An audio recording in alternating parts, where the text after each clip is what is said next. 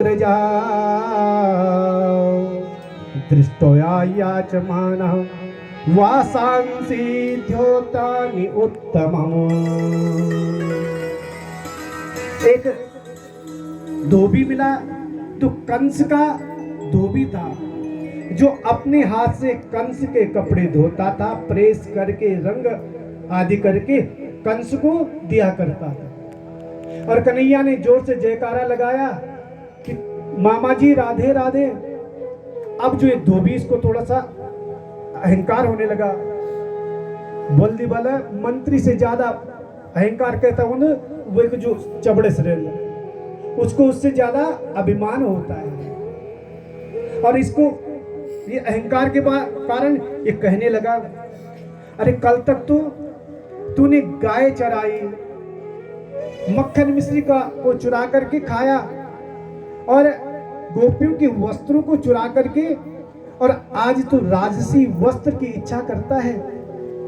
ये बोलता गया और इधर भगवान ने अपने हाथ से जैसे धड़ाम से एक थप्पड़ मारी, थप्पड़ मारते ही उसका जो सिर है वो अलग हो गया।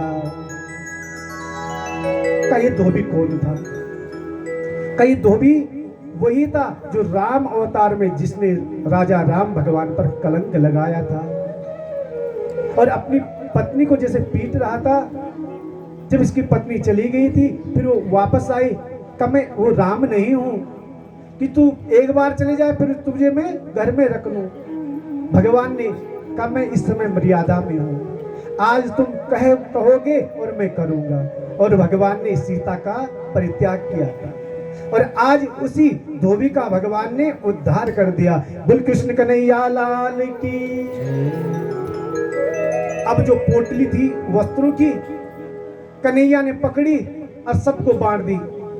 भैया लो, जिसको जैसे जिस वस्त्र चाहे वो पहन लो। अब छोटे छोटे ग्वाल बाल वस्त्र इतने लंबे चौड़े कि रास्ते में चलते तो झाड़ू का काम कपड़ा ही करता है। कन्हैया वस्त्र तो ठीक है लेकिन थोड़ा ठीक ठाक हो जाता तो बहुत अच्छी जाए का, चिंता मत करो। और ये दृश्य देख रहा था एक धोबी, और धोबी को जैसे ही कन्हैया ने जयकारा लगाया कि मामा जी राधे राधे, और धोबी बड़ा प्रसन्न कि प्रभु हमारे लिए क्या आदेश है। क्योंकि अभी देखा था ना, जो धोबी था, धोबी ने मना किया था तो दर्जी ने कहा जो मेरे लिए आदेश है मैं उसको स्वीकार करता हूँ। कहा मामा जी थोड़ा ये वस्त्र इनको जरा ठीक ठाक सिल दो। और फटाफट दिए वस्त्र, और दर्जी ने फटाफट छोटे छोटे वस्त्र बना करके सब ग्वाल बाल सज धज के तैयार हो गए। अब दर्जी को कहा महाराज सेवा क्या हुई?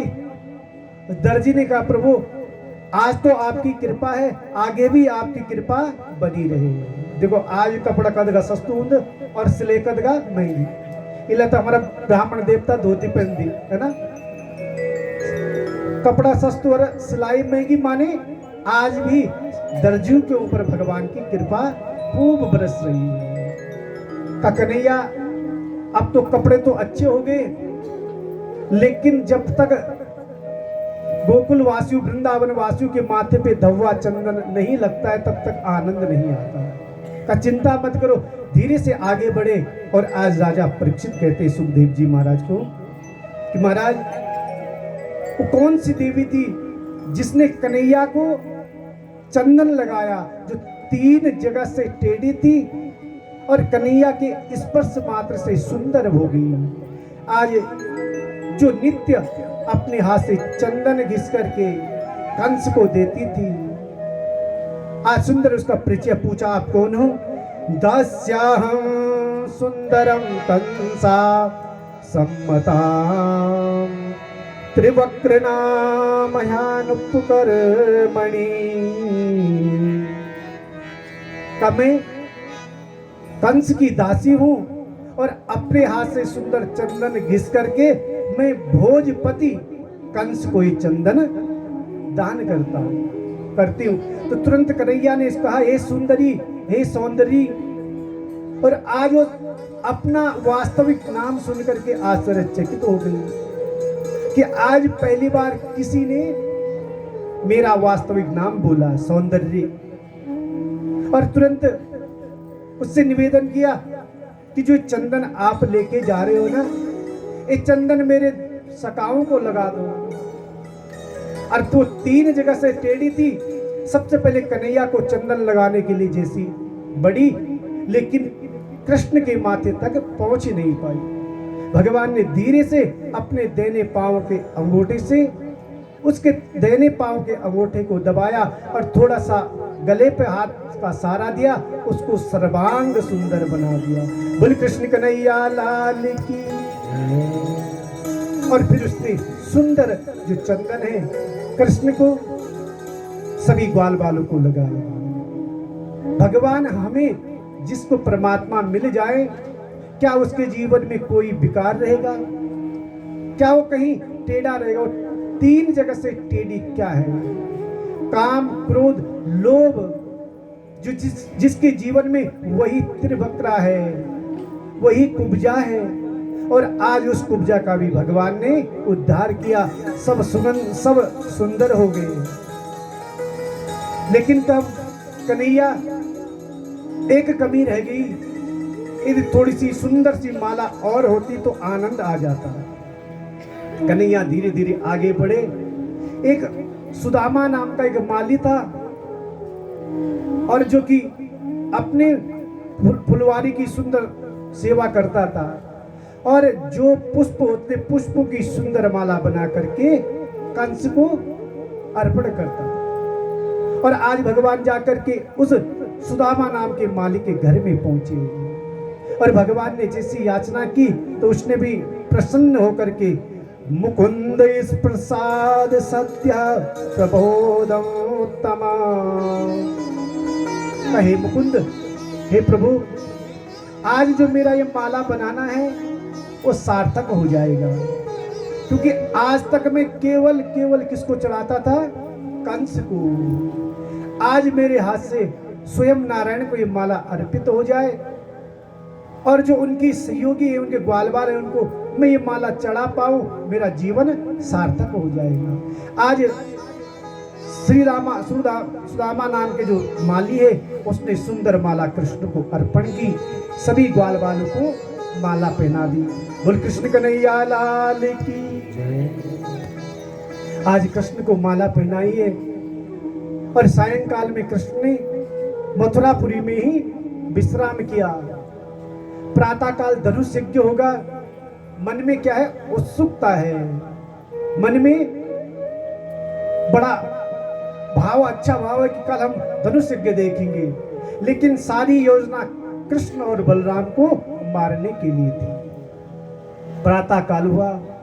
जो दरवाजा था धनुष यज्ञ भूमि का, उस दरवाजे के आगे जो मदमस्त कुबलया पीड़ नाम का जो हाथी था, उसको मदिरा पिला करके खड़ा किया था।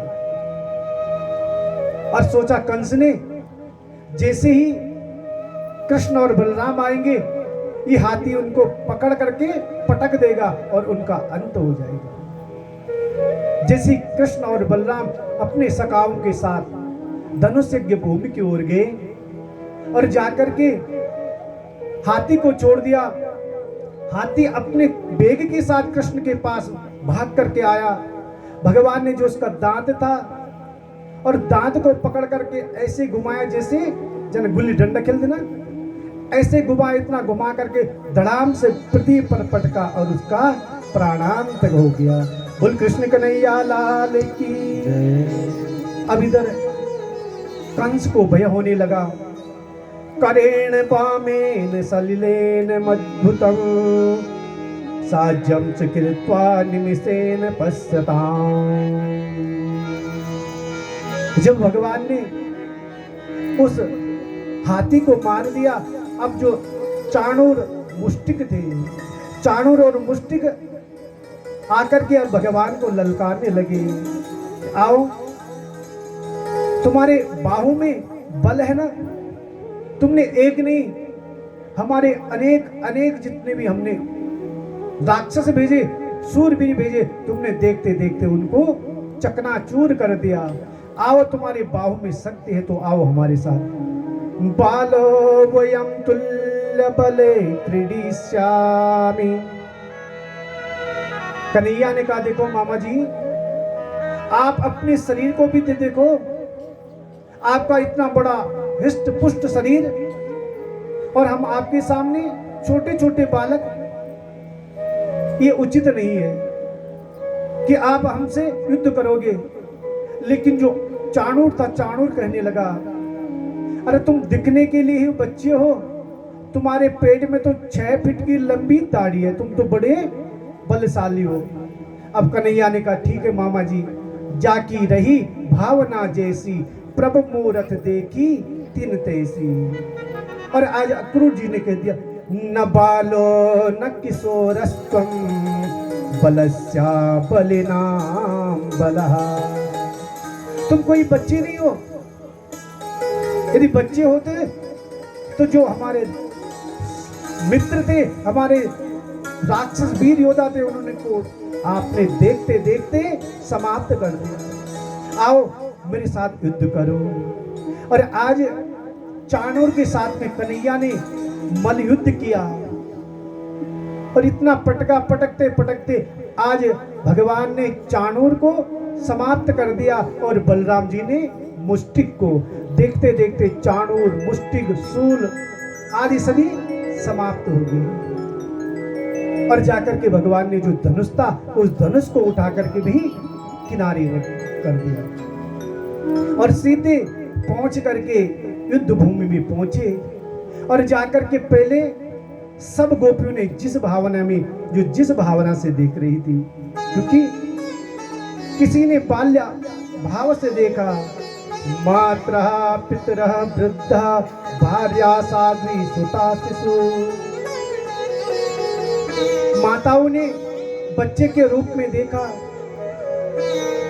और युवतियों ने, कन्याओं ने अपने प्रेम के रूप में देखा, योद्धाओं ने शक्ति के रूप में देखा और कंस ने काल के रूप में देखा।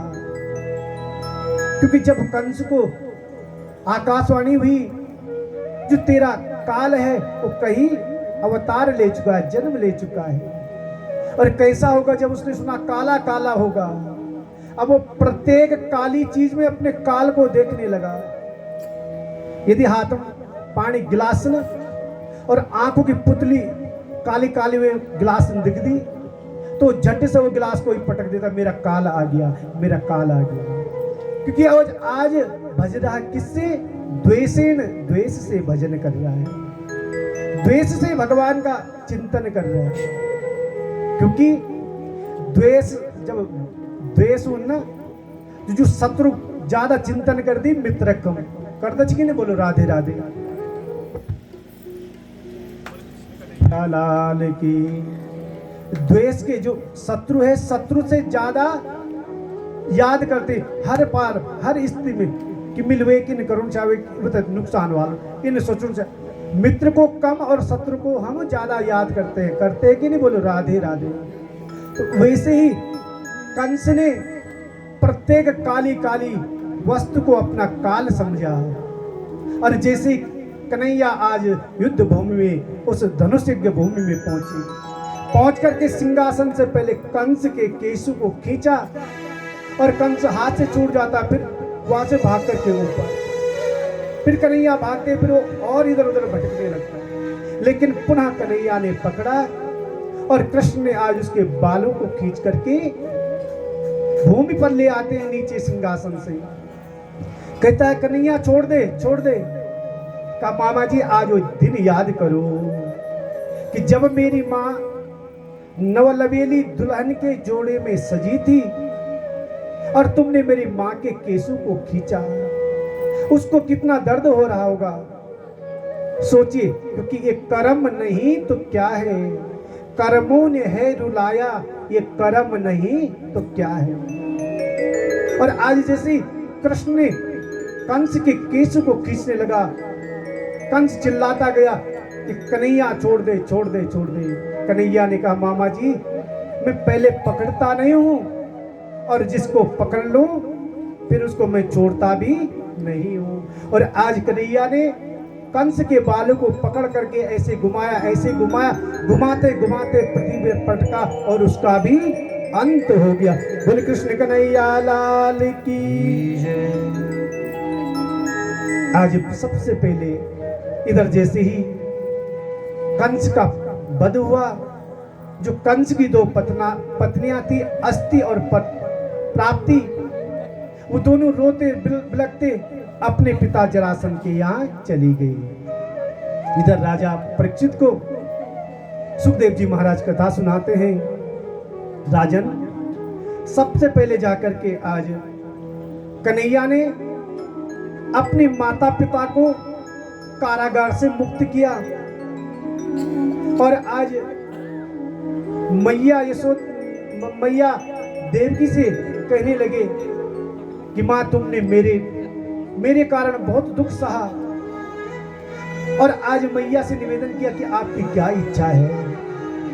माँ देवकी ने निवेदन किया, कन्हैया, मैं केवल अपने उन 6 बच्चों को उनका मुख देखना चाहती हूँ। और कन्हैया ने एक ही बार में उन 6 मृत जो बच्चे थे उनका दर्शन कराया और जो माँ का मोह था उस मोह को भी समाप्त कर दिया।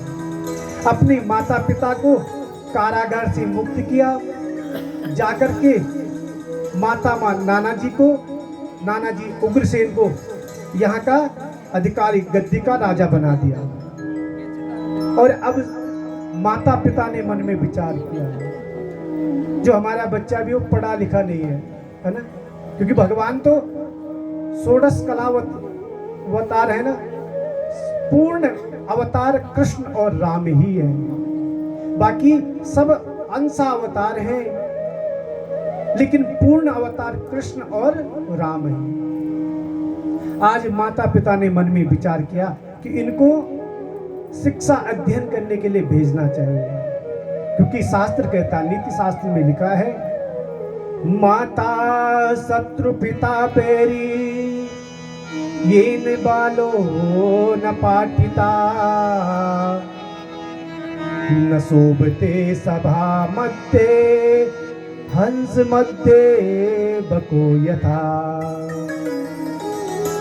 जो माता पिता अपने बच्चे को अच्छे संस्कार, अच्छी विद्या न दे पाए, वो माता शत्रु है और पिता बैरी है। इसलिए माँ बाप को चाहिए कि अपने बच्चों को अच्छे संस्कार दें, है ना। माँ बाप का कर्तव्य होना कि अपने छोटे से बालक को दिखा करके पूजा करें। वो एक मन में कभी भी बुरा विचार नहीं डालना, क्योंकि माँ बच्चे की प्रथम गुरु है और बच्चा कार्बन कॉपी है। जन हम वही लिखना चाहला उन वही में अंकित हो जाना। इसलिए माता शत्रु पिता बैरी, एन बालो न पाठिता। वो माँ शत्रु है, पिता बैरी है, जो अपने बच्चे को अच्छे संस्कार, अच्छी विद्या नहीं देते हैं। और आज इधर देवकी और वसुदेव जी ने मन में विचार किया कि गुरुकुल है, कौन सा, सांदीपनी गुरु जी का गुरुकुल में, और गुरुकुल में उनको दाखिल करा दिया। उन्होंने अल्प समय में ही सारी विद्याएं प्राप्त कर ली, और वहीं उनका एक मित्र होता है, कौन, सुदामा, जिसका चरित्र आप कल श्रवण करेंगे। मानो भगवान ने हमें ज्ञान दिया, बिन गुरु ज्ञान न होई, बिना गुरु के ज्ञान नहीं होता है। इसलिए जीवन में गुरु बनाना आवश्यक है। और दत्तात्रेय जी महाराज ने एक नहीं 24 गुरु बनाए। शिक्षा गुरु अनेक हो सकते हैं। शिक्षा हम चाहे छोटे बच्चे से शिक्षा मिल ली तो उसको भी गुरु बना लो। शिक्षा गुरु अनेक हो सकते हैं, लेकिन दीक्षा गुरु एक होना चाहिए। यदि हम दीक्षा लेगा तो गुरु एक हो जाए। और हम गडर लोगों तो गुरु एक ही हो जाना, होंचा के नहीं बोलो राधे राधे। कुल गुरु जो पुरोहित होंचा ना, जो यज्ञोपवीत के समय में या संस्कार के समय में हमें मंत्र देता था, वो गुरु था। लेकिन आज हम उन गुरु को तो भूल गए और अनेक प्रकार के जे सत्संगम जकी जिन गुरु मिल मार गुरु बोलते हैं कि गुरु बनाओ जान के और पानी पियो छान के। दीक्षा गुरु एक होता है और शिक्षा गुरु अनेक हो सकते हैं। और आज भगवान ने हमें ज्ञान दिया कि भैया गुरु के बिना ज्ञान नहीं है, इसलिए गुरुकुल में जाकर के उन्होंने ज्ञान प्राप्त किया और कम समय में ही संपूर्ण विद्याओं को अर्जित कर लिया। जब वापस आ रहे थे गुरुकुल से तो गुरुजी सांदीपनि जी से निवेदन किया कि गुरु दक्षिणा में कुछ दक्षिणा लीजिए। उन्होंने साफ इनकार कर दिया, मुझे साक्षात नारायण जैसा चेला मिल गया, इससे बड़ा सौभाग्य मेरा क्या है। लेकिन जब आग्रह किया तो कहा जाओ अपनी जो गुरु माता है गुरु माता से पूछ लो। और गुरु माता ने निवेदन किया कि कन्हैया यदि देना ही चाहते हो तो एक हमारा जो बालक था एक ही था, वो मृत्यु को प्राप्त हो गया था, मुझे भिक्षा में दक्षिणा में गुरु दक्षिणा में मेरा पुत्र दे दीजिए। और भगवान उसी जगह जाकर के मृतलोक में से और यमपुरी में गए, जाते उन्होंने वहां मुर नाम के दैत्य का वध किया, जिससे भगवान का नाम पड़ा मुरारी। बोल मुरारी भगवान की जय। और जाकर के आज याचना की, गुरुपुत्रम मिहानीतम निज कर्म निबंधनम आनया स्वा महाराजा मत्शासन पुरस्कृतः। यमराज को कहा, हे यमराज मुझे मेरा गुरुपुत्र दीजिए, ये मेरा आदेश है। और तुरंत यमराज जी ने आज गुरुपुत्र दिया। वो गुरुपुत्र को लेकर के आज कन्हैया गुरु माता को दिया है। और उसके बाद एक दिन कन्हैया अकेले में बैठे थे।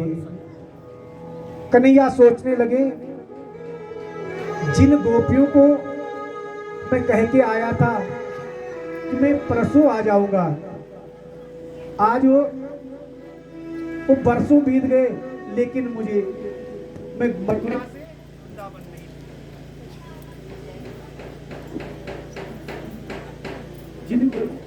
नहीं। कृष्ण कन्हैया लाल की। कन्हैया एक दिन एकांत में बैठे बैठे सोच रहे थे। सोचते सोचते उनकी आंखों से अश्रुधार बहने लगी कि मैं कितना कठोर हृदय वाला हूं। जिन गोपियों को कह करके आया था कि परसों आ जाऊंगा, आज बरसों बीत गए। और गोपियों ने केवल एक इच्छा बना करके बैठी है कि जिह्वा में छाले पड़े, कृष्ण पुकारे पुकारे। कृष्ण कहते कहते कहते उनकी जिह्वाओं में छाले हो गए। आंखों का जो जल था वो जल भी सूख गया कृष्ण के लिए, कृष्ण वियोग में रोते रोते। कन्हैया एकांत में बैठ करके जैसे रो रहे थे, तो इतने में जो उनकी प्रिय सखा है, वृन्निनाम परवरो मंत्री कृष्णस्य दयिता सखा शिष्यो बृहस्पति साक्षात् उद्धवो बुद्धि सत्तमा। जो वृण्य वंश यादव वंश के जो मंत्री थे और कृष्णस्य सखा, कृष्ण के जो परम मित्र थे, बृहस्पति के शिष्य थे। कौन? उद्धव जी। और उद्धव जी ने ये दशा देखी किसकी? कृष्ण की। कृष्ण क्यों रो रहा है, रोने का क्या कारण है? और कृष्ण कहने लगे, मित्र मैं तुझे क्या बताऊं, जिन गोपियों से वादा करके आया था कि मैं परसों आ जाऊंगा, आज बरसों हो गए, लेकिन पुनः जाने का समय नहीं मिला। जरा ध्यान से सुनिए, बोलो कृष्ण कन्हैया लाल की। जरा सोचिए, मथुरा से जो वृंदावन का समय वो केवल 1-1.5 घंटे का लगता है कि नहीं? बोलो राधे राधे। लेकिन कृष्ण मथुरा से वृंदावन क्यों नहीं गए? क्योंकि मानो भगवान मन में विचार कर रहे हैं, जो वृंदावन वासी है, उन्होंने हमेशा मुझे वात्सल्य भाव से देखा है, उन्होंने मुझे केवल प्रेम भाव से देखा है। और जो मथुरा का रस है वो वीर रस है। वीर रस और वात्सल्य रस दोनों अलग अलग हो जाएगी। इसलिए भी मानो भगवान मथुरा से वृंदावन जाना नहीं चाहते।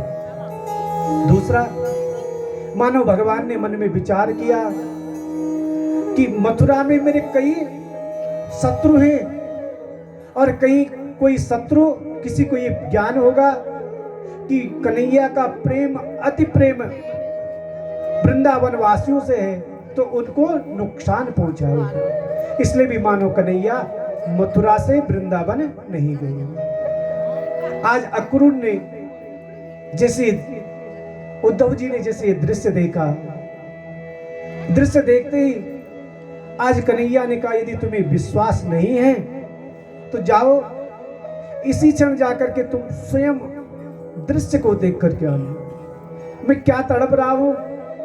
उन गोपियों ने खाना पीना सब छोड़ दिया है और केवल मन में कृष्ण दर्शन लालसा, केवल मन में एक इच्छा है कि हम कन्हैया के दर्शन करेंगे, हमारा कन्हैया कब आएगा। और हमें विश्वास है कि हमारा वो नंद नंदन यशोदा नंदन कृष्ण अवश्य आएगा, और हमारी जो आंखों का जो रस जल है, उस जल को स्वयं अपने हाथ से उन आंखों को, आंसू को स्वयं पहुंचेगा। आज कन्हैया की याद में वो गोपियां जो तड़प रही उनके दर्शनों के लिए आज उद्धव जी को तैयार किया। वही रथ जिसमें अक्रूर जी कृष्ण और बलराम को लेकर के आए थे, उसी रथ को सुंदर सजा दिया, और आज उस रथ में जाकर के उद्धव जी को बिठाया। उद्धव धीरे धीरे धीरे नंद भवन में, और नंद भवन में जाकर के जिसी रथ को गोपियों ने देखा, गोपी भाग भाग करके आ गई, अरे आ गया हमारा प्राणधन। लेकिन जैसे देखते ये कृष्ण नहीं है, वस्त्र तो एक जैसे लेकिन कृष्ण नहीं है। आज गोपियों को देख करके उद्धव उनको ज्ञान देने लगा, निर्गुण ब्रह्म का ज्ञान देने लगा कि देखो, जिस कृष्ण के लिए तुम तड़प रहे हो उसका क्या है, न माता न पिता तस्या, न भार्या न सुता दया, नात्मनीयम न पश्चापि, न देहो जन्म एवच। का गोपियों, जिस कृष्ण के लिए तुम तड़प रही हो उसको छोड़ दो और तुम निर्गुण ब्रह्म का की उपासना करो। न माता न पितो यस्या, उस निर्गुण निराकार ब्रह्म के न माता है, न पिता है, न बंधु है, न सखा है। इसलिए उस निर्गुण निराकार ब्रह्म का चिंतन करो। गोपियां सुनती गई, लेकिन एक गोपी ने कह दिया, ऊधो मन न भयो 10-20, एक हुतो सो गयो श्याम संग, को अवरा दे ईस। हे उद्धव, हमारा एक मन था और वो मन भी कृष्ण के साथ जुड़ गया। हमारे 10-20 मन नहीं है, एक मन था और वो मन भी हमने कृष्ण को दे दिया।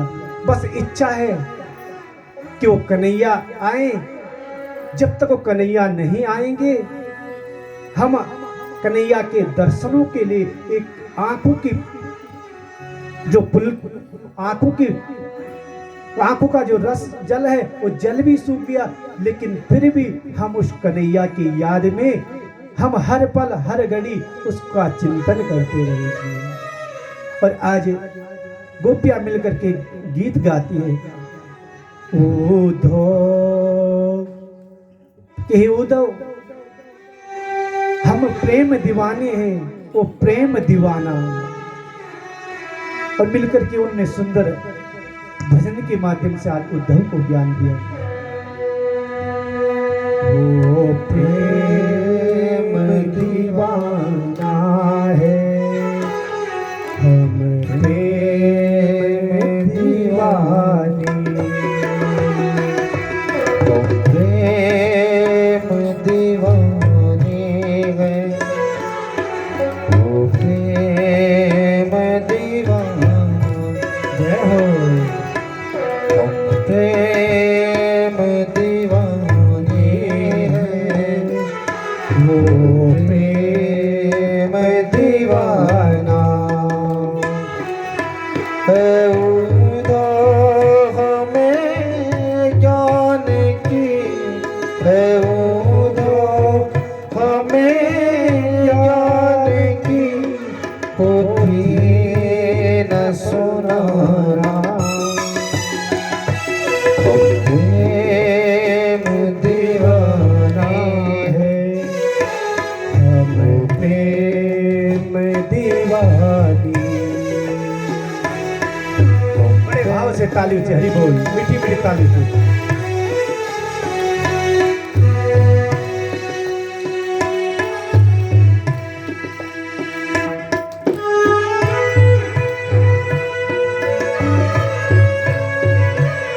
श्री राधे।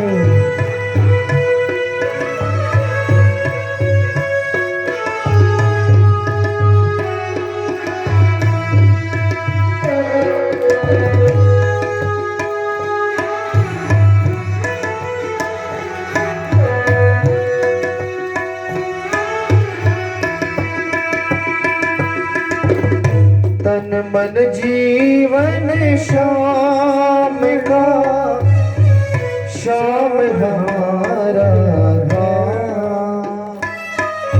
तन मन जीवन शाम का, श्याम हमारा रोम रोम में रम रहा वो मतवाला श्याम। रोम रोम में रम रहा वो मतवाला श्याम। इस तन में अब योग का, इस तन में अब योग का नहीं कोई ठिकाना। हम प्रेम दीवानी है, वो प्रेम दीवाना। बड़े भाव से हरि बोल।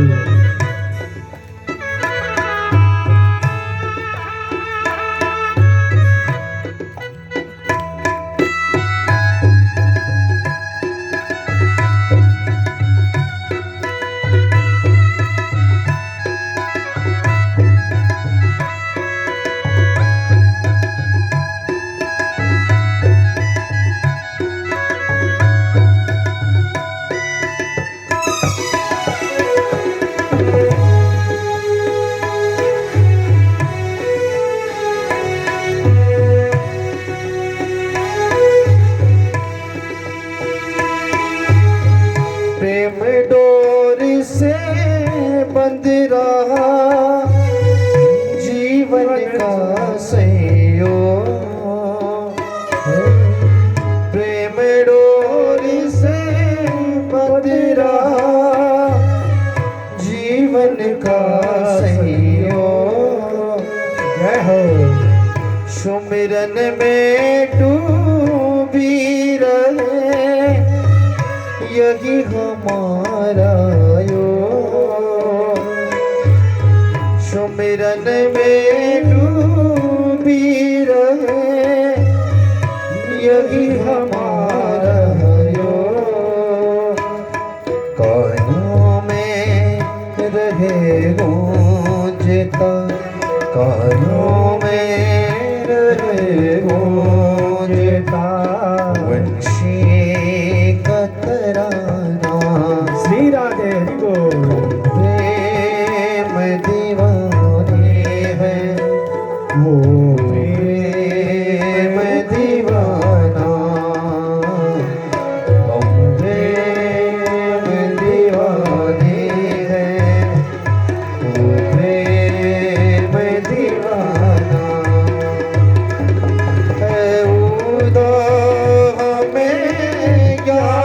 की है ओझा, हमें ज्ञान की बुद्धि न सुनाना।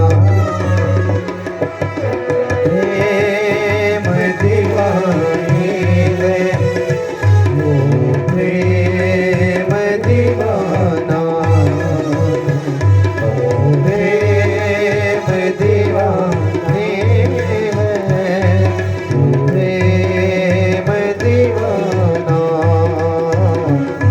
वो प्रेम दीवाना, वो प्रेम दीवाना। बोल कृष्ण कन्हैया लाल की जय।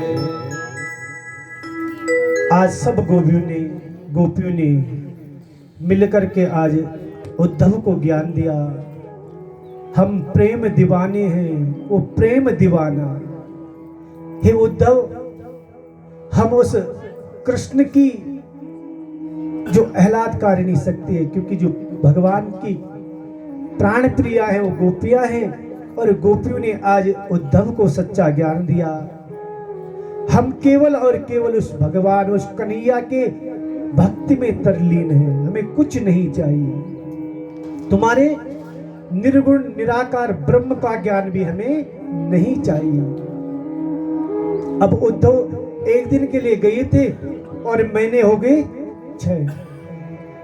एक दिन जाकर के एक सामने एक भंवरा दिखाई दिया। एक भंवरे पे एक भंवरा एक फूल पर मंडरा रहा था। इतने में गोपी आई, भाग भाग करके देख गोपी, ये हमारे कन्हैया जैसे ही है। लेकिन इतने में गोपी ने कह दिया, देख ये भी कन्हैया जैसे है, जैसे इस फूल के पराग को लेकर के और फिर ये यहां से भाग जाएगा। लेकिन दूसरी गोपी उस भंवरे को का जो गुनगुनाना था उसको सुनते ही, इसको कहते भ्रमर गीत, आज निवेदन किया। मधुप की तब बंधो मास पर संग्री सपत्न्या, कुछ बिलुचित माला कुंकुमास्रुर्धिना। मधुप की तब बंधो कसकी, ये जो भौरा है वो दिखने में तो हमारे कन्हैया जैसा ही है, काला काला है, सुंदर सुंदर गुनगुनाहट करता है। जो भौरा चपेल गुनगुन गुन का दबे बात खट 10 दिन टंक मार देना तो क्या लगता तो ऐसा ही है, सुंदर सुंदर गुनगुना, धुन भी कर रहा अच्छी और शकल भी कन्हैया जैसे। लेकिन जैसे वो फूल में बैठा और फूल का उसने पराग लेकर के भाग गया, उतने में गोपी कहने, देख देख ये भी वही छलिया जैसा है। पहले भौरे ने फूल से प्रेम किया और फिर उसका जो रस था उस रस को लेकर के वो भाग गया। और आज यही भ्रमर गीत के द्वारा आज गोपियां एक दूसरे को समझाती है। तो भागवत में 5 गीत है, मैंने पहले भी निवेदन किया।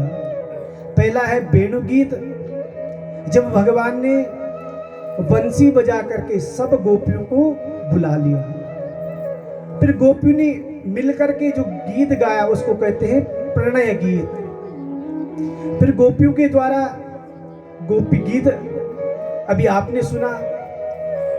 फिर रास से ही भगवान जब दूर चले गए, भगवान का दर्शन गोपियों को नहीं हो पाया, तो उन्होंने फिर मिलकर के युगल गीत गाया, जिसको कहते हैं युगल गीत। और 5वां गीत है भ्रमर गीत, क्योंकि भगवान की कथा तो बहुत जगह हम कथा सुनते रोला। आजकल भजन भी आवश्यक थी कि जो कलयुगी जो मन जन मन कथम कम लगता है ना। जब पहलवान ने इसको संयम के कोड़े बार बार लगेंगे तब एक एकाग्र होगा।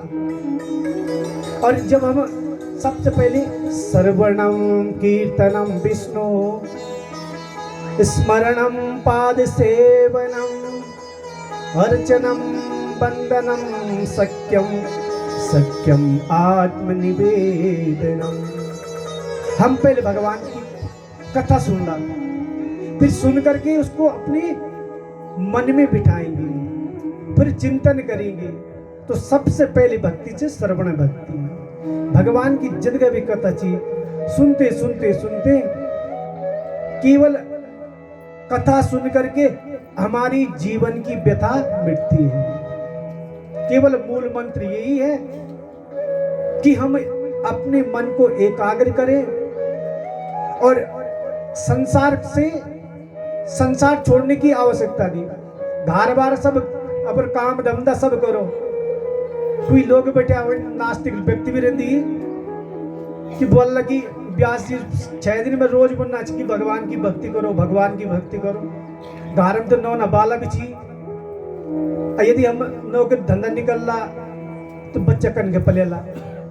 भैया कुछ छोड़ने की आवश्यकता नहीं है। मैंने पहले भी निवेदन किया, सत्संग हमें जोड़ना सिखाता है, तोड़ना नहीं। जीवन में जोड़ना सीखो, और जब आपके जीवन में नाम जुड़ जाएगा, जब आपने भगवान का नाम अपने जीवन में जोड़ लिया, तो फिर आपको छोड़ने की आवश्यकता नहीं। वो धीरे धीरे धीरे अपने आप बुराइयां छूट जाएगी। बस उठते बैठते खाते पीते केवल उस परमात्मा का चिंतन करें जिसने हमें सुंदर निर्मल काया दी, और निर्मल काया दे करके हमने कभी इस तन का ज्ञान नहीं किया कि मानव तन किला मिल्यू छे, ये मानव तन का क्या लाभ छी। क्योंकि 100 साल की अवस्था छे, और 100 साल में से भी 50 साल तो हम सीध आज कल युग में तो पहले 100 साल को जाने है ना। बोलो राधे राधे। उसमें जी 50 साल तो सोते सोते जिंदगी बीत जाती है। शेष कद साल लेगी 50 साल लेगी। 50 साल में भी घर परिवार की भरण पोषण करते करते वो 50 साल भी कब गए क्या गए किसी को पता नहीं चलता है। और अंत काल में जब शरीर जर्जर हो जाता है, रोग युक्त होकर के जब बीमार हो जाते, तब केवल 4 पाए भगवान के तब स्मरण आना। और शास्त्र में कहा है, गर्भे व्याधे च शमशाने यादृश भावना सिद्धिर्भवति तादृशी। जब ये जीव गर्भ में उल्टा लटका रहता है, तब भगवान की खूब याद आने थे, भगवान को खूब स्मरण कर। गर्भ में और व्याधि माने जब रोग शरीर रुग्ण रहे, बीमार रहे, वो बात भगवान की स्मृति ध्यान देता है। लेकिन जन ठीक ठाक हो जाए फिर भगवान तो भूल जा, है ना। और व्याधि शमशान है, शमशान भूमि, शमशान ज्ञान की भूमि है। शमशान जहां जाकर के शान समाप्त हो जाती है। एक बार एक शहरकार ने लिखा कि कोई कहता है कि महल मेरा है, कोई कहता है कारखाना मेरा है, कोई कहता है फैक्ट्री मेरी है, लेकिन ये कोई नहीं कहता है कि शमशान ठिकाना मेरा है। शमशान माने जहां जाकर के शान बराबर हो जाती है। सच्चा सुख मिलता है शमशान में, गर्भ में और व्याधि में। ऐसी यदि वह सुख सतत निरंतर रहे तो जीव साक्षात भगवान बन जाए। लेकिन बस अपने जीवन में उस परमात्मा का जोड़ लो, धीरे धीरे धीरे सब विकार अपने आप छूट जाएंगे। सबका सार केवल एक है कि अनमोल तेरा जीवन यूं ही बिता रहा है। इस हाथ जो दिया है उस हाथ जाके लेगा।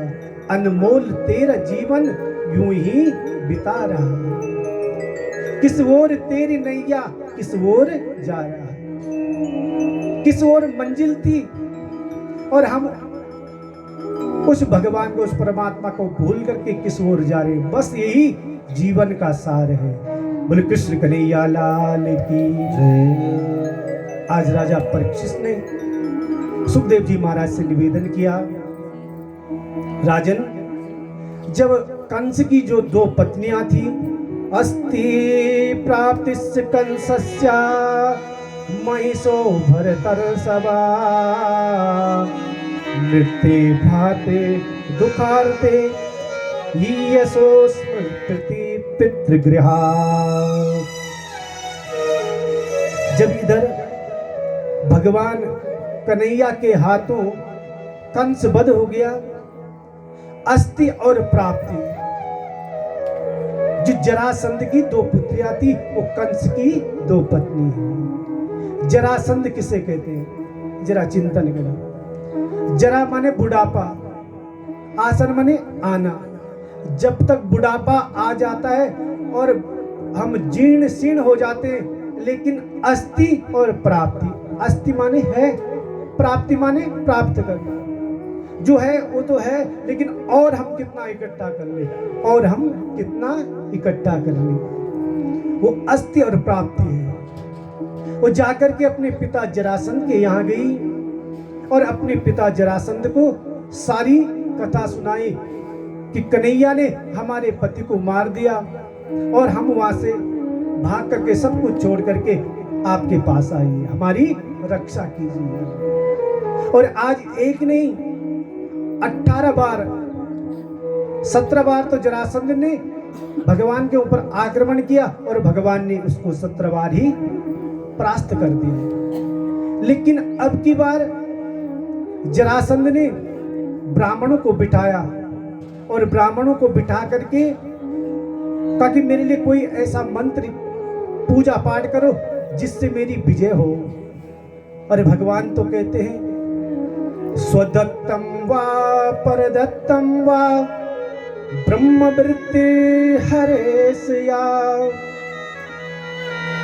यदि कोई ब्राह्मण को अपना बना ले, क्योंकि जो ब्राह्मण की सेवा करता है, ब्रह्म वाक्यों पर जो चलता है, मैं साक्षात उसको प्राप्त हो जाता हूं। और जो ब्राह्मण की वृत्ति का, ब्राह्मण के धन का, ब्राह्मण का अपमान करता है, वह एक नहीं, वह 60 वर्षम भवेत् विष्टि, वो 60 वर्ष तक नरक का कीड़ा बनता है। और जो ब्राह्मण की सेवा करता है, ब्राह्मण के कहने के अनुसार धर्म मार्ग पर चलता है, मैं साक्षात उसको दर्शन देता हूं। क्यों? क्योंकि भगवान ने स्पष्ट कहा है, ब्राह्मणों से मुखमासीत, ब्राह्मण मेरा मुख है। और आज जब इधर जरासंध ने 18वीं बार ब्राह्मणों को बिठाया कि अब की बार मेरी विजय होनी चाहिए, नहीं तो मैं सब ब्राह्मणों को समाप्त कर दूंगा। अरे संकल्प कन्हैया ने जैसे सुना, मन में विचार किया, भैया कोई मुझे माखन चोर कहते हैं, कोई वस्त्र चुरैया कहते हैं, क्यों न मैं आज ब्राह्मणों की रक्षा के लिए एक नाम और पड़ जाएगा मेरा, रणचोर। भगवान उस रणभूमि से भाग करके निकल गए और धीरे धीरे धीरे आगे बढ़े। जो काल यवन उनके पीछे पीछे भागता भागता भागता गया और भगवान का एक अनन्य भक्त हुआ मुचुकुंद, जिसने भगवान की भक्ति की थी। और भगवान ने उसको वरदान दिया, जा तू निश्चिंत होकर के शयन करना। और इसने वरदान मांगा, यदि कोई मुझे आधी निद्रा में जगाएगा और मेरे सामने रहेगा तो भस्म हो जाएगा। आज भगवान ने दोनों कार्यों को एक साथ सिद्ध करना था। प्रेम से बोलेंगे कृष्ण कन्हैया लाल की। भगवान यहाँ से रण छोड़ करके, और देवताओं की जो शिल्पी है उसने सुंदर द्वारिकापुरी बनाई है, और भगवान वहां से धीरे धीरे धीरे भाग करके गए। और जो मुचुकुंद था, मुचुकुंद सोया हुआ था, काल यवन भगवान के पीछे पीछे भाग रहा, पीछे पीछे भागते भागते जहां मुचुकुंद सोया था भगवान ने अपना पीला पीला जो दुपट्टा था वो मुचकुंद के ऊपर डाल दिया। और जब काल यवन ने देखा कि नारायण भागते भागते थक गए, शायद ही लेटे हुए, और जैसी पांव से प्रहार किया और मुचकुंद की जो निंद्रा खुली है, सामने कालेवन था, कालेवन जल करके भस्म हो गया। भगवान ने उस मुचकुंद की भी रक्षा की और कालेवन का भी उद्धार कर दिया। भगवान ने द्वारिकापुरी बनाई। बोले द्वारिकाधीश भगवान की जय। आज भगवान ने सुंदर द्वारिकापुरी बनाई है और भगवान वहां के द्वारिकाधीश बन गए। आज राजा परीक्षित ने निवेदन किया, महाराज भगवान के जो विवाह है, ये विवाहों की कथा हमें और सुना दीजिए, क्योंकि जब द्वारिका में पहुंच गए, द्वारिकाधीश बन गए, तो इनका जो विवाह आदि वो कैसे हुआ। राजा परीक्षित ने निवेदन किया, भगवान भीष्मक सुतः रुक्मिणी रुचिनाननः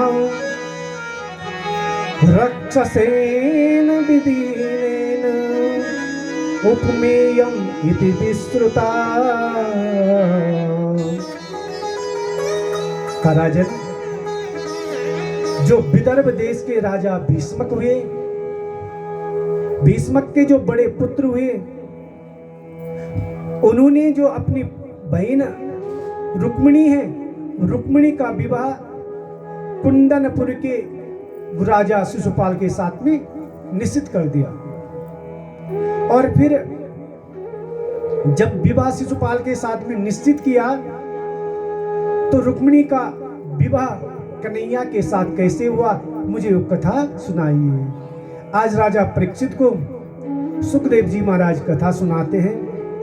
राजा आसीत भीष्म को नाम विदर्भाधिपतिर्महान पंच भवत पुत्रः कन्येकाच वराननः। विदर्भ देश के राजा हुए भीष्मक। भीष्मक के हुए 5 पुत्र, 5 तो हुए पुत्र और 1 हुई पुत्री। जो पुत्र हुए रुक्मांग्रज, रुक्मरथ, रुक्मबाहु, रुक्मकेशी और रुक्ममाली। ये तो हुए 5 पुत्र और 1 हुई कन्या जिसका नाम पड़ा रुक्मिणी। बोल रुक्मिणी मैया की जय। इधर पिता भीष्मक तो रुक्मिणी का विवाह कृष्ण के साथ करना चाहते थे, लेकिन जो बड़ा भाई है वो सोचने लगा कि जो राजा है, हम अपनी बहन को किसके साथ विवाहेंगे, राजा के साथ। होता है ना, मैंने परसों भी निवेदन किया कि कन्या बरीयते रूपम माता वित्तम पिता सुतम बांधवा कुलमिच्छन्ति मिष्टानम इतरे जनः। कन्या रूप देखती है, कन्या देखती है कि मेरा जो पतिदेव जो सुंदर होना चाहिए, चाहे कमाण दवाण कुछ भी ना वालो, लेकिन स्वरूप बहुत अच्छे होना चाहिए। यदि मैं सखी समण सहेली समण खड़ोल ना, तो दूर बगी वो मेरा पतिदेव जी। कन्या बरियते रूपम, कन्या रूप को देखती है। और जो माँ है वो धन को, पिता कुल को। तो पिता तो सोचता है कि मेरी जो कन्या है अच्छे कुल में जाए, अच्छी जगह रहे। लेकिन जो भाई है, भाई ने देखा कि राजा से मैं अपनी बहन का विवाह करूंगा, और भीष्मक ने रुक्मिणी का विवाह शिशुपाल के साथ निश्चित कर दिया। लेकिन इधर रुक्मिणी ने मन में विचार किया। रुक्मिणी ने केवल भगवान के गुणों को सुना था, और रुक्मिणी ने एक पत्र लिख करके ब्राह्मण के हाथ में भेज दिया कि कन्हैया, कहीं ऐसा न हो कि शेर का भाग सियार ले जाए, और मैंने तो केवल आपके गुणों को सुना है। आप तो भक्त वांछा हो, आप भक्त की इच्छा पूर्ण करने वाले हो, भक्त के आर्त को, दुख को दूर करने वाले हो। और आज सुंदर जो पत्र लिखा है 7 श्लोकों में, मानो आज रुक्मिणी ने सप्तपदी 7 वचन यही भरा दिए। और आज सुंदर पत्र में लिखा है कि कन्हैया, केवल मैंने तुम्हारे गुणों को सुना है। श्रुत्वा गुणान भुवन सुंदर सुनवताम ते, निर्विप्य कर्णा विभवे हरतोंगतापा। रूपम दृशम दृशतमखिल दार्थ लाभ, त्वय्याच्युता विशतु चित्रमपत्र पंच। हे भुवन सुंदर, हे कृष्ण, मैंने केवल तुम्हारे रूप को सुना है, न मिल तुम्हारा दर्शन करे न कुछ, केवल मैंने सुना है। मानो प्रथम भक्ति है श्रवण भक्ति। मैंने तुम्हारे गुणों को सुना है, तुम्हारे रूप को नहीं देखा। और मैं तुम्हारे गुणों को सुनते सुनते जो मेरा मन है ये आपके प्रति आकर्षित हो गया। इसलिए कन्हैया, मैं आपसे निवेदन करती हूं कि जब मैं देवी पूजन के लिए जाऊंगी तो तुम वहां रथ लेकर के आ जाना और मैं वहीं से तुम्हारे साथ भाग जाऊंगी। बोल कृष्ण कन्हैया लाल की। और ये पत्र लेकर के ब्राह्मण गए हैं द्वारिकापुरी में।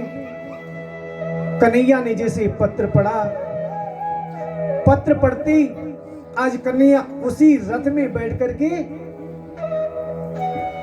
भीष्म की नगरी के लिए प्रस्थान कर दिया। अब नगर से थोड़ा पीछे बारात किसकी आनी थी? शिशुपाल की। बोल प्रेम से बोलेंगे कृष्ण कन्हैया लाल की। बारात किसकी निश्चित थी? शिशुपाल और रुक्मिणी की थी। बारात के आने की स्वागत में सारी जो नगरी थी वो नवलबेली दुल्हन की तरह चमक रही थी। बारात जन कुछ दूर पर चाहे जब अतिथि स्वागत होना चाहिए और वहां जलपान आदि हो रहा था। भगवान ने धीरे से, जैसे रुक्मिणी मैया भगवती की पूजा के लिए आई, कन्हैया धीरे से आगे बढ़े रथ में लेकर के, और भगवान की लावण्यता को, रूप लावण्य को देख करके सब मोहित हो गए कि कितना सुंदर है, सांवला सांवला। यदि यही हमारी कन्या रुक्मिणी के पति होते तो, लेकिन भगवान के रूप को देखने लगे और भगवान ने अपनी माया से उनके मन को मोहित कर दिया। बोल रुक्मिणी मैया की जय। अब जो सामान शिशुपाल को चढ़ना था वो ले करके आज कन्हैया को देने लगे।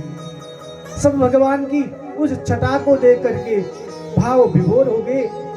कन्हैया ने धीरे से रुक्मिणी को उठा करके रथ में बिठाया और वहां से धीरे धीरे भागने लगे।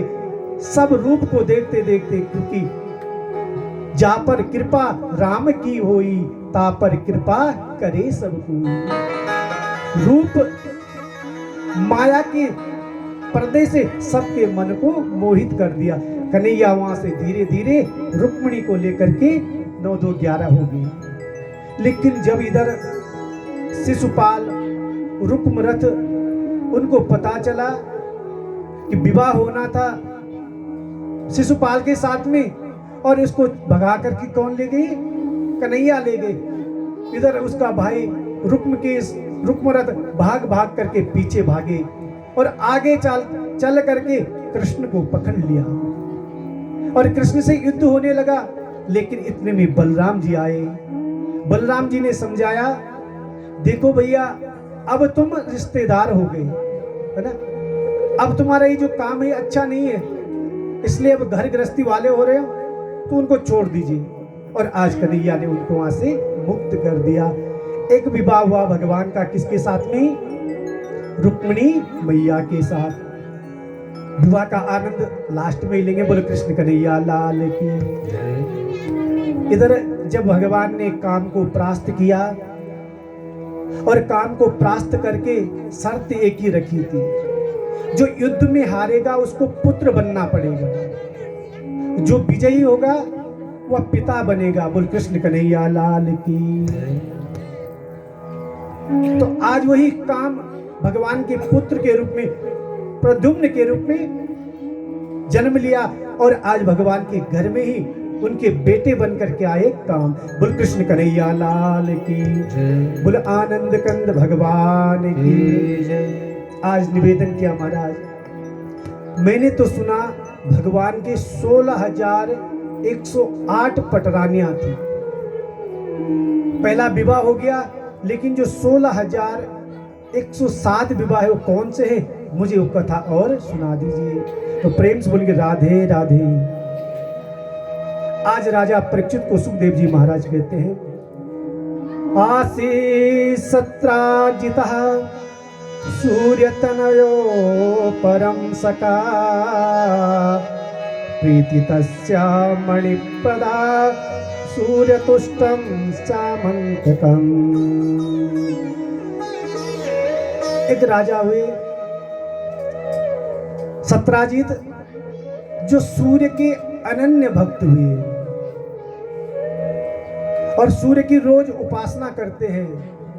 सूर्य को रोज अर्घ्य देना, सूर्य का ध्यान पूजन करना। और कहते हैं यदि हम दिन भर भगवान की पूजन नहीं कर सकला तो प्रातः काल जब सूर्योदय होता है ना, तो सूर्य भगवान को प्रणाम कर लेना चाहिए।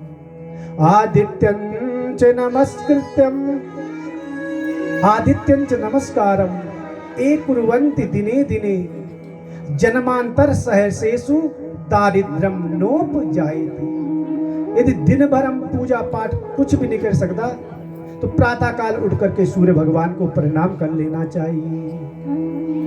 और यदि जीवन में रोग कष्ट व्याधि अधिक है तो सूर्य भगवान की उपासना करें, सूर्य भगवान को रोज अर्घ्य दें, सूर्य भगवान को रोज प्रणाम करें। इससे हमारे जीवन की जो व्याधियां हैं, शरीर के जो कष्ट हैं, वो कष्ट दूर हो जाते हैं। बोल सूर्य नारायण भगवान की। तो एक राजा हुए सत्राजित, जो कि सूर्य के अनन्य भक्त हुए और वो सूर्य को उन्होंने प्रसन्न किया। सूर्य नारायण भगवान ने उनको एक मणि दी जिसका नाम है श्यामंतक मणि। और उस मणि की विशेषता है वो नित्य 8 भार सोना देती है। एक दिन जाकर के कन्हैया ने निवेदन किया, राजन देखो जो आपको ये मणि मिली है, इस मणि को राजा के पास दे देंगे, उग्रसेन के पास। और जो ये मणि, इसका सदुपयोग हो जाएगा, क्योंकि मणि की पहचान कौन कर पाता है? जौहरी कर पाता है। यदि साधारण मनुष्य को कोई मणि मिल गई और उस मणि की विशेषता नहीं जानता है तो उसके लिए वो कांच है। प्रेम से बोलेंगे राधे राधे। प्रेम से बोलेंगे जो थोड़ा जो निंदा में वो भी जरा उठ जाला। प्रेम से बोलेंगे राधे राधे। एक मणि दी और मणि की विशेषता तो रोज 8 भार सोना देती है। कन्हैया ने निवेदन किया ये मणि राजा को देंगे और फिर इसका उपयोग सारी प्रजा के लिए होगा। इधर सत्राजित ने कहा मैंने मेहनत की, मैंने तपस्या की और इसका लाभ सब लेंगे। कहेंगे ऐसा नहीं, क्योंकि आज मनुष्य अपर सुख से उसका सुखी नीचे और अपर दुख से उसका दुखी नीचे जदगा कि अपर पड़ोसी सुख से सुखी चे। क्योंकि एक भक्त हुआ सूर्य का अनन्य भक्त, रोज भगवान सूर्य की पूजा करना चाहिए। और सूर्य भगवान ने तो एक शंख दिया, का ये शंख सुबह सुबह ये शंख बजाना। लेकिन शंख की विशेषता क्या है? यदि तू एक चीज मंगलना तो पड़ोसी का द्वी हो जाला, पड़ोसी का द्वी हो जाला। प्रेम से बोलेंगे राधे राधे। अब वो संग पकड़ी कर एक कपड़ा पर बांध की पूजा स्थान में जाते कि पूजा पाठ मिलकर में तो एक मिलो पड़ोस है दुई वो कई दिन तक वो संग बजाई नहीं थी। एक दिन जाकर कहीं दूर कहीं काम से चली गई। अब श्रीमती जी के बाल तो आज पूजा कर दे ठाकुर जी तो दलान है दूर तेर से। अब वो दिया के कपड़ा क्योंकि माताओं को जो स्वभाव होता है ना थोड़ा सा और दिया की जो कपड़ा पर क्या बंदी उचे और दिया के एक संग जोर से शंख बजाई कि प्रभु हमारे घर में हमारे खूब बड़ी मकान कोठी बन जाए। वही कि तो एक कोठी बन गई लेकिन जो शत्रु जो पड़ोसी साहब का दुई होगी। अब जब शाम भगत पतिदेव भाई पतिदेवल क्या करी देवी तुम शंख बजा क्या कि हाँ पतिदेव मैंने आज शंख बजाया। कतिल बहुत बड़ा भूल के दिया वही शंख की विशेषता चाहे कि हम तो एक मिलल तो पड़ोसी तई दुई डबल लाभ। अब बोले दिन सुबह जोर से शंख बजा कि भगवान हमारे गारा के अंदर एक बड़ू गड्ढा बजा। वो एक गारा के अंदर थे कि बड़ू गड्ढा हो गया लेकिन पड़ोसी का दुई गड्ढा हो गया। अब दूसरे दिन फिर वेलचन शंख बजा कि भगवान मेरी एक आंख फूट जाए। वो एक आंख फूट गया पड़ोसी की दुई और पड़ोसी ऐसा बड़ा धड़म वो एक हुआ। तो आज अपने सुख से सुखी नहीं आज अपने दुख से दुखी नहीं वो अपने पड़ोसी के सुख से दुखी है। प्रेम से बोलेंगे कृष्ण कन्हैया लाल की। तो ऐसी 17 जितने मेहनत की लाभ सारी प्रजा लेगा बिल्कुल मना कर दे। एक दिन जो उसका भाई है प्रसेनजित ने वही मणि लेकर के अपने गले में डाली और शिकार के नगर चल गया। लेकिन दूर जंगल में जाते जाते एक शेर ने उसको मार दिया और मणि वहीं पड़ी रही। इतने में एक जामवंत आया री चलो मणि पकड़ जो खूब चमकनी चाहे वो मणि लेकर के अपनी कुटिया में ले आए। अब अपनी बेटी जामवती को मणि दे दी। वो खेलने लगी मणि के साथ में। इधर प्रसेन सत्राजित ने भगवान के ऊपर कलंक लगा दिया कि इसने कन्हैया ने मेरी मणि को चुरा लिया मेरे भाई को मार दिया। अब कन्हैया पे ये लगा कलंक। और देवी भागवत का महात्म्य हम सबसे पहले की बड़ी शुरुआत हुई। बोलो भगवती देवी मैया की। और कन्हैया आज उस कलंक को मिटाने के लिए सब द्वारिका वासियों को साथ में लेकर के आए और ढूंढते ढूंढते ढूंढते वन में पग चिन्ह को देखते देखते एक समय एक शेर कंकाल पहुंचा हड्डियां पड़ी थी। फिर वहां से वो पग चिन्ह को ढूंढते ढूंढते ढूंढते और उस गुफा तक पहुंच गया जहां कौन रहता था जामवंत जी।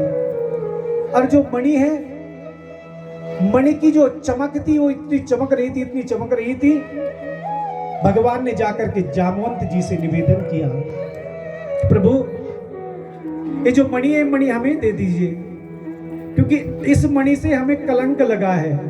बोले राधे राधे। लेकिन उसने मना कर दिया और मल युद्ध होने लगा। एक नहीं 27 दिन तक युद्ध हुआ। जब इधर द्वारिका वासियों ने सुना भैया अब तो कृष्ण अंदर गए क्या पता उस रीस ने इनको मार दिया होगा वो तो चले गए थे वापस। यहाँ 27 दिन तक युद्ध हुआ। भगवान ने अपने हाथ से उसके रोम कोपों को इतना तोड़ दिया जब उसको ज्ञान हुआ ये साधारण व्यक्ति नहीं ये साक्षात मेरे राम हैं। और तुरंत आज कन्हैया के चरणों में प्रणाम कर लिया।